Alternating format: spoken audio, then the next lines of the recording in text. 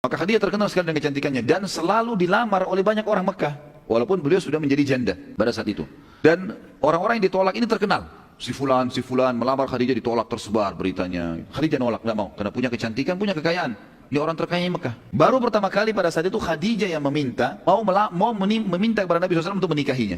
Dan ini belum pernah terjadi. Khadijah selalu menolak lamaran orang gitu. Maka Khadijah berkata kepada Maisarah pada saat itu, setelah menceritakan, saya akan berbicara sesuatu nanti dengan orang yang akan menyambung lidah saya kepada Muhammad. Cuma bahasa begitulah kurang lebih. Jadi karena Maisarah seorang laki-laki, Khadijah tidak berbicara masalah pernikahan.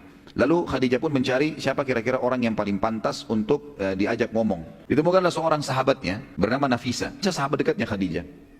Lalu berkata Khadijah, wahai Nafisa, apa kamu sudah tahu cerita tentang namanya Muhammad? Oh belum, kata Nafisa. Kata Khadijah, ceritanya begini loh. Begini, diceritain semua panjang lebar yang Maisarah cerita. Lalu Nafisa juga kaget, seperti itu kah Khadijah? Dia bilang iya. Dan saya punya niat sesuatu yang saya ingin kamu yang menyampaikannya. Kata Nafisa, apa itu? Saya ingin agar engkau menyampaikan kepada Muhammad untuk melamarku. Kata Nafisa, selama ini kau nolak tokoh-tokoh Mekah yang kaya raya, sekarang kau minta Muhammad untuk melamarmu? Artinya Nabi SAW memang waktu itu pedagang, tapi bukan sekelas levelnya orang-orang nomor satunya Mekah yang melamar Khadijah kemudian ditolak, gitu kan? Maka pada saat itu kata Khadijah, iya, saya bersedia kalau Muhammad mau menjadi suami saya. Maka Nafisa pun tidak menunda, mengatakan urusan saya akan pergi. Maka waktu itu Nafisa pun mendatangi rumah Nabi SAW, kemudian menemuinya di depan ada keluarga-keluarga pada saat itu. Di antaranya tentu ada Abu Talib pamannya, kemudian ada sepupu-sepupunya gitu kan. Lalu Nafisa mengatakan, wahai Muhammad, mengapa engkau belum menikah? Kata Nabi SAW, belum cukup bekal. Ini biasanya kalau dalam terjemahan bahasa Indonesia begitu ya, kalau bahasa Arab itu min qillati yad. Orang Arab biasa begitu. Bisa saja dia mengatakan, saya belum punya rumah, karena masih numpang sama pamannya memang pada saat itu. Jadi kan masih tinggal sama Abu Talib. Kemudian usaha saya masih baru mulai, nantilah, kalau sudah mantap, semua sudah mapan, baru saya menikah. Lalu kata Nafisa, wahai Muhammad, mengapa engkau tidak menikah dengan wanita yang berkumpul semua pada dirinya hal yang kau butuhkan? Kecantikan, jalur nasab, kekayaan, kepintaran, gitu kan, kedudukan, semua ada. Kata Nabi SAW, siapa yang kau maksudkan? Kata Nafisa, Khadijah binti Khuwailid. Lalu kata Nabi SAW, bagaimana bisa Khadijah? Mali wal Khadijah, kata Nabi SAW. Bagaimana saya dengan Khadijah? Mustahillah itu terjadi. Karena Khadijah siapa? Orang yang memang menolak semua tokoh-tokoh satu Mekah, tahu kalau dia tolak tokoh-tokoh Quraisy. Lalu dia mau menikah dengan orang yang tadinya penggembala kambing, kemudian sekarang menjadi pengusaha kecil. Kata Nafisa, itu urusan saya. Yang penting kamu setuju dulu. Gitu kan. Maka pada saat itu pun Nafisa kembali kepada Khadijah mengatakan, Khadijah, sudah selesai urusannya.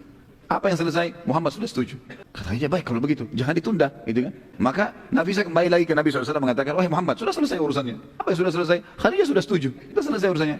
Kapan kita bertemu? Dipanggillah Abu Talib, paman Nabi SAW, menghadap ke rumahnya Khadijah. Dan itu Nabi SAW dikatakan ditemani oleh pamannya Abu Talib dan Hamzah.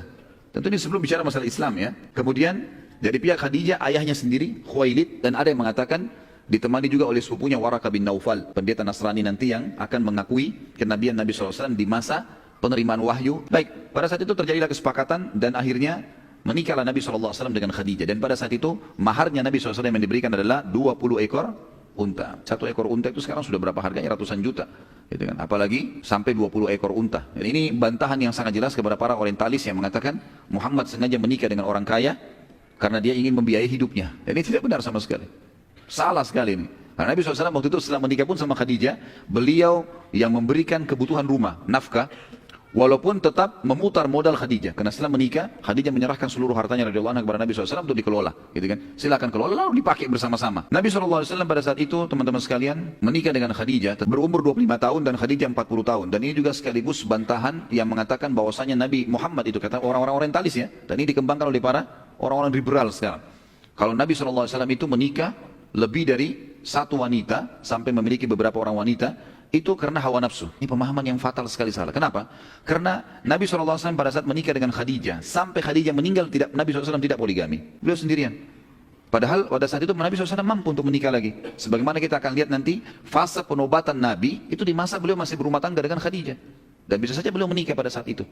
Tapi Nabi SAW tidak melakukannya. Dan dalam kondisi Nabi 25 tahun untuk menikah, Khadijah 40 tahun. Jadi jelas sekali terbantahkan. Tidak ada hubungannya dengan hawa nafsu ini. Kita lihat Nabi SAW menikah setelah meninggalnya Khadijah. Ya, setelah meninggal Khadijah, barulah masuk wahyu turun menyuruh Nabi SAW untuk mengizinkan Nabi menikah dengan Saudah binti Zam'ah. Kemudian baru menikah dengan Aisyah. Kemudian baru datanglah wanita-wanita yang lain. Setelah itu dinikahi Nabi SAW, itu pun wahyu dari langit. Bukan keinginan Nabi SAW. Karena perilaku Nabi, perkataan Nabi semua dikontrol oleh wahyu. Gitu kan? Dan hawa ini huwa illa wahyu. Jadi perilaku dan keputusan Nabi SAW itu dikontrol oleh wahyu. Dan Nabi SAW mengatakan, sesungguhnya aku dinikahkan. Maksudnya Allah perintahkan untuk menikahi dengan wanita-wanita ahli surga. Artinya yang sudah menjadi istri Nabi SAW adalah wanita ahli surga. Dijamin oleh Allah Subhanahu wa ta'ala. Dan kita tahu dari seluruh istri Nabi SAW semuanya janda. Kecuali Aisyah radhiyallahu anhu najma'in. Aisyah saja yang perawan, yang lainnya janda. Kalau Nabi SAW mau nikah dengan perawan, tidak ada yang nolak. Waktu Nabi SAW mau melamarkan Usama bin Zaid, anaknya Zaid bin Haritha, kepada seorang wanita yang terkenal dengan kecantikannya di Madinah, orang tuanya perempuan ini mengira Nabi SAW yang melamar. Sampai mereka mengatakan, kalau Rasulullah SAW pintu rumah kami terbuka, mau jadi istri berapapun tidak ada masalah. Tapi akhirnya mengatakan, enggak, ini perintah Nabi SAW untuk menikahkan dengan Usama bin Zaid. Lalu ditanyalah kepada anaknya mengatakan, kalau perintah Nabi SAW saya akan patuh. Lalu menikahlah Usama dengan anak perempuan itu. Jadi Nabi SAW bisa menikah dengan perawan semuanya, kalau Nabi SAW mau. Berarti dia ada hubungannya sama hawa nafsu.